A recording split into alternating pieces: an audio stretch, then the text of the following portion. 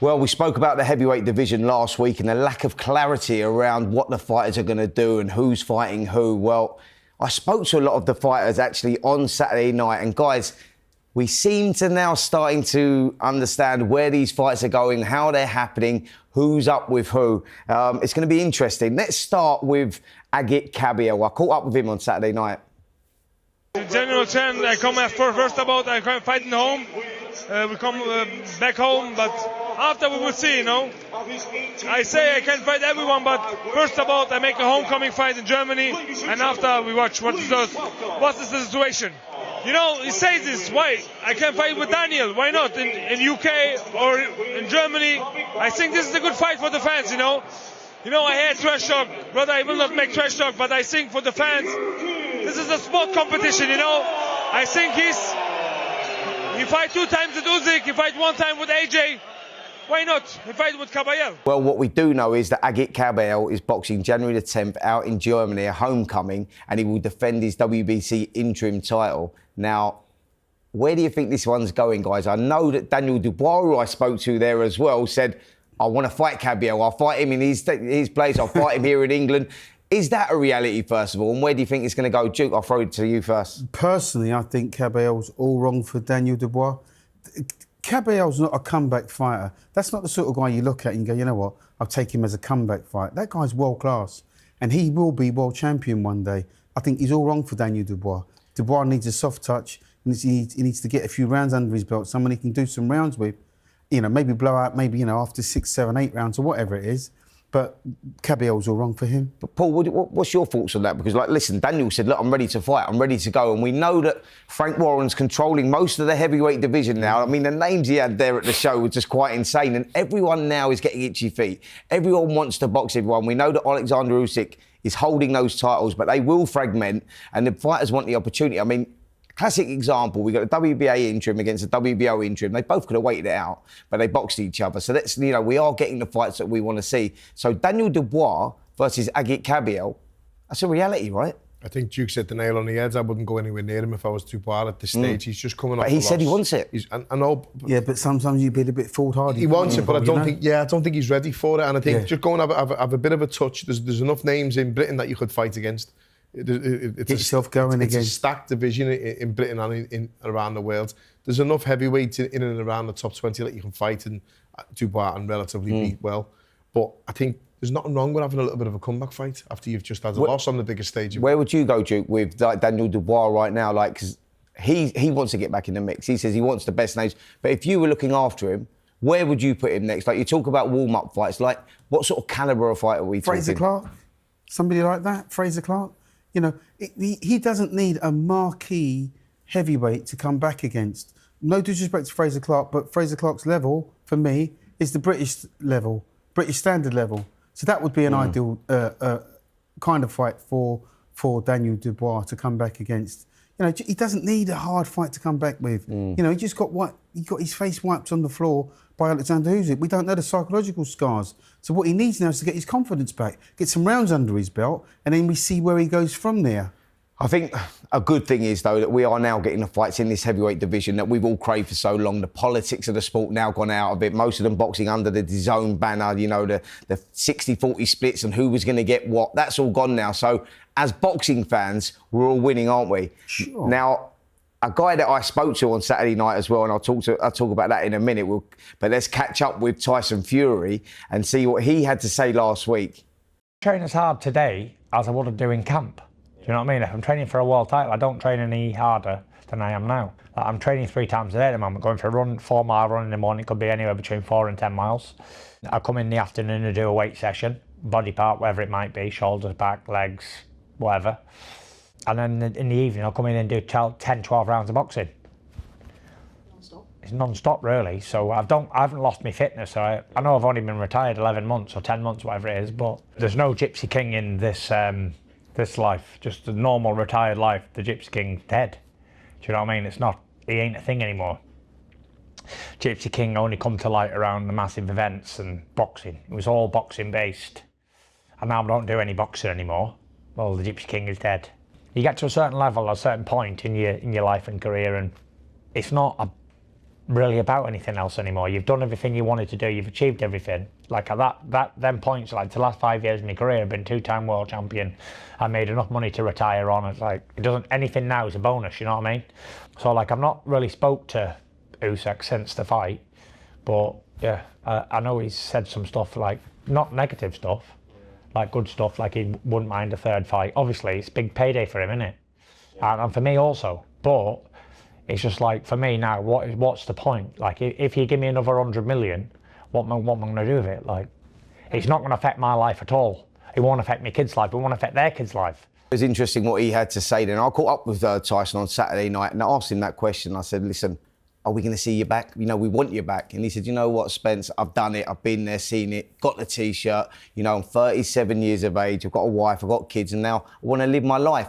And I sort of believed it, if I'm honest, because like we're one of those, aren't we? We go Tyson Fury, you don't know what side of the bed he's going to wake up on. Will he fight? Will he not fight? But he didn't really show any ambition, any desire to be getting him back in the ring anytime soon. Now, for me, I think the only fights that tempt him, obviously, are AJ and Alexander Usyk. I mean, where are you, Duke? Do you think that we see him back in the ring again? Do you think we need him back in the ring? Do we need him back in the ring? Of course we do. He's a character, right? But he's a 2-time world champion. And as he has just said, 100 million wouldn't even get me out of bed. So that tells you his desire for victory, to win and be champion again, that's gone.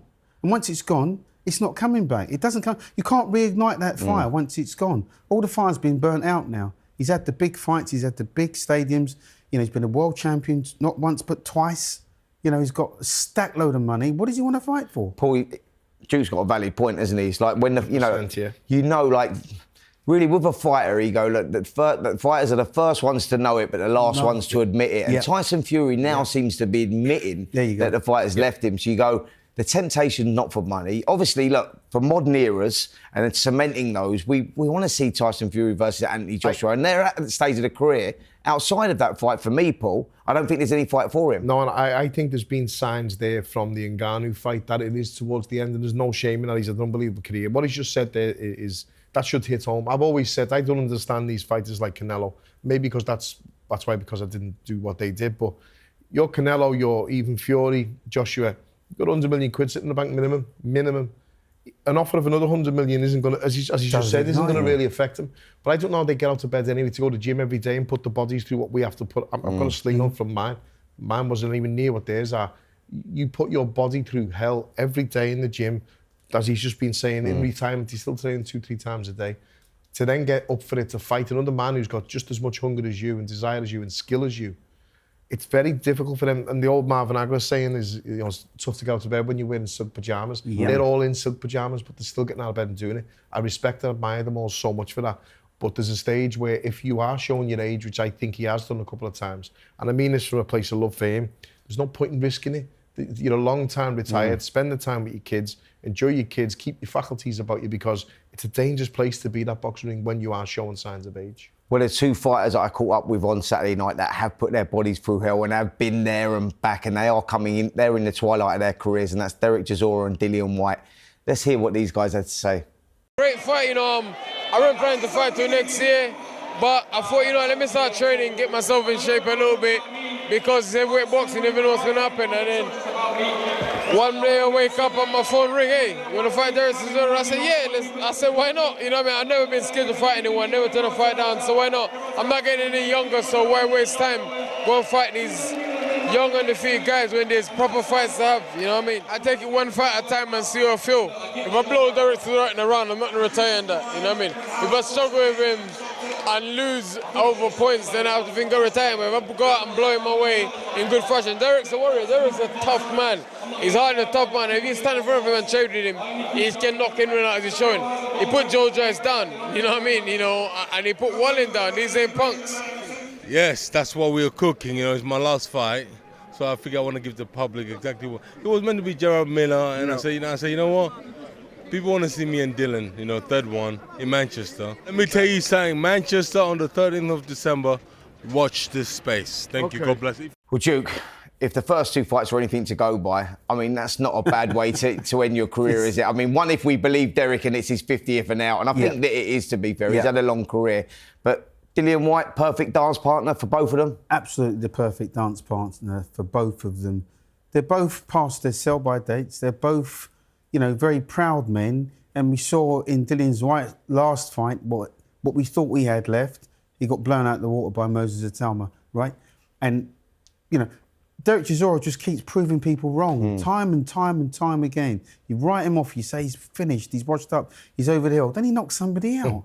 You know, and no, but he does so, doesn't he? You know, that's how he is. It's crazy at this stage of his career that he's actually in the form of his life. You go, look at the first 2 fights they had. The first one was a split decision that went Dillian Whyte's way, and it was a little bit controversial. The second one, the 11th round knockout, where Dillian come from behind and knocked Derek out. I suppose the question I'm going to ask you is, Paul, at this stages of both of their careers, does Derek Chisora actually start favourite going into this one? After Itauma, possibly how Dylan looked, then possibly yes. I'm one of them who said probably 5 fights ago I want to see Derek Chisora retire. Yep. And then when he fights, I'm thinking, oh, well, I'll watch and I hope he's okay. I'm okay with this fight because both fighters are in the same stages of the career. If it was Derek against Itauma, I'd be unhappy. If it was against another young man like Kabayel or any of the others on the list that we've just been speaking about, then I wouldn't be too happy. But if what he's saying is true and if we can keep him to his word that it's 50 and out, then I'm okay with it because Dillian Whyte at the stage that he's in his career as well. The same with Dillian. I don't want to see Dillian Whyte go on for too long and ruin his legacy if he has another loss. The Itauma fight, I heard stories of an injury and everything else that he couldn't just get into, but Itauma's just class, I think, and I think he's shown he's a future star. So, yeah, it's one of them fights. It's not really anything that's going to sort of set the boxing game on fire, but it'll be a good fight. It'll sell out. It's a romantic fight, isn't it? Yeah, it is. I think it's a fitting way for both of the guys that are pretty much at the end of their careers. They both just pretty much said that. They're not saying, you know, it's like we're going to settle beef or squash all this. Well, the way they all say it, it's a fight. I'm not going to fight the young guy, but I'll fight Derek again because why not? Well, that's two guys that are at the end of their careers, but I caught up with a guy that is coming through the ranks at the moment, young Moses Itauma. Now, let's see what Moses had to say. I hope Derek Chisora and Dillian Whyte have a good fight. They both go home safe and made a lot of money. Listen, Kubrat Pulev was the name. It was going to be for the WBA regular title. I believe negotiations have now broken down. Can you give us any updates on that? Right, I actually couldn't. I wish I could, but I actually couldn't. We need to see you back in the ring. We was hoping before Christmas. Could it be delayed? Possibly. Listen, I don't want to sit here and lie in front of the camera. I'll just say what I know. And as of right now, I don't know.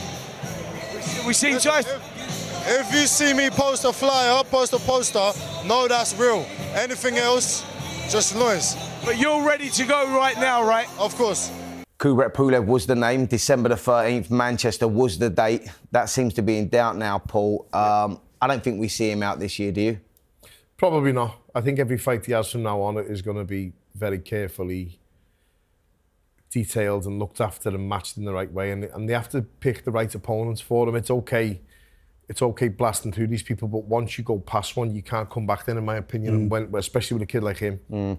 So his level now has got to be someone around Dillian Whyte and above, but not too much of a step above, because he still hasn't got the rounds under his belt yet, and he's still got to build that engine. How difficult is that, Duke, to sort of hold him back, because he is that good, isn't he? Like, you're talking about Moses Itauma, and you're looking at a lot of heavyweights now are in the twilights of their careers, and we've just had Fabio Wardley with a brilliant win. You've got Joseph Parker. I mean, is that where he's sat right now? You're looking at it and going, could you see a Moses Itauma versus, let's say, a Joseph Parker, someone of that sort of level, or is that too far? I mean, how do you guide him? It's hard because, 1 minute he's going to be fighting, then the next minute, obviously, whoever he was going to fight is pulled out of the fight because they're always demanding so much money now because they know that's potentially a career-defining or a career-ending kind of a fight. So where they go with him or how they go with him, they got to tread water, and it's going to be very, very, very difficult. As I've suggested before, it would be worth their while to invest and bring over maybe a few imports. If you can't get nobody from over here, why not get a couple of Americans to come over, or get an American fighter to come over, or somebody from that ilk that's going to give him the test, not beat him, but give him a good test. Give him a run out. Get some rounds under his belt. We don't know how good this boy is. We don't know if he's going to have a mental breakdown after 6, 7, 8, 10 rounds in a hard fight where he's had to dig deep, or he's been cut, or he's been decked. None of these questions have been answered because he on paper, he's that good. He's knocking everybody out.